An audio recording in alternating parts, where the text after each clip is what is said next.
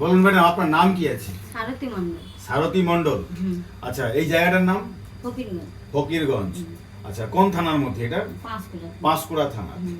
আচ্ছা, তো দেব কেয়ারের যে ডিপার্গো, আপনি বললেন এটা খেয়ে নাকি আপনি খুব ভালো এখন আছেন। হ্যাঁ। তো অ্যাকচুয়ালি আপনার সমস্যা ছিল কি? আমার হঠাৎ এরকম কাজ করতে করতে বাড়িতে হঠাৎ এরকম হয়ে গেল, হাতটাকে এরকম করে রাখছি আর নিচে নামাইনি, পাড় দিয়ে ওই বেঁকে গিয়েছিল? হ্যাঁ।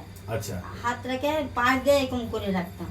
আচ্ছা। তারপরে যদি নামিয়ে রাখতি কি যন্ত্রণা হতো। আচ্ছা। আর কোমর থেকানো, পা থেকানো খোসা পড়ে গেত, ঢিপ ঢাপ করে বাদ ধাইছি। কিসে বাড়াতে? ওই রক্ত ঘুষে বাদ। তুই পা বাড়াতে? হ্যাঁ। মানে যন্ত্রণা হতো বলে? হ্যাঁ হ্যাঁ। আচ্ছা। আমার স্বামী বলে আমাকে কি একটু তুই শান্তিতে ঘুমাইতে দিবি না, বলতাম। তার বলতে পর তবে এরকম হঠাৎ এরকম হয়ে গেল, ওইটা খেতে তাহলে এই বাড়ির যে এইভাবে যে হাত থাকে, আপনার বাড়ির কাজকর্ম আমার স্বামী সব করে। সব করতো? হ্যাঁ, কাপড় ধোয়া, ভাত রান্না, গরু বাছুর, আমাকে খাবি দিত। ও আপনাকে খাইয়ে দিত? হ্যাঁ। খেতেও পারতেন না? না। আচ্ছা আচ্ছা। আর কি সমস্যা হতো? এই মাথাটা হিরাইতে পারতি না, সিঁদুরটা পরতে গেলে হাত কাঁপতো, থরথর ও করতো। সিঁদুর পরতে গেলেও থরথর করতে হয়? হ্যাঁ হ্যাঁ, কাঁপতো না। আচ্ছা।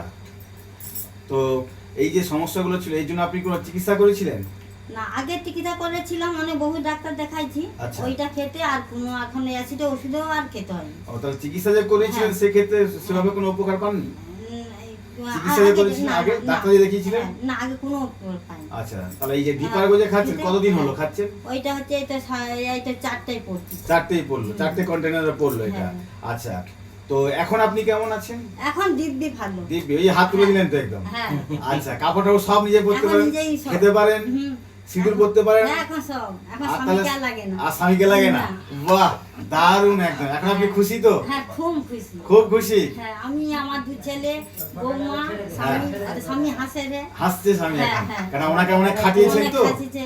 আচ্ছা আচ্ছা। আপনারা প্রত্যেকেই শুনলেন যে এনের মনের দিক থেকে কতটা পিছিয়ে পড়েছিলেন, সংসারে কোনো কাজকর্ম ইনি করতে পারতেন না। না, এনার হয়ে দু বছর কিছুই করিনি। আচ্ছা।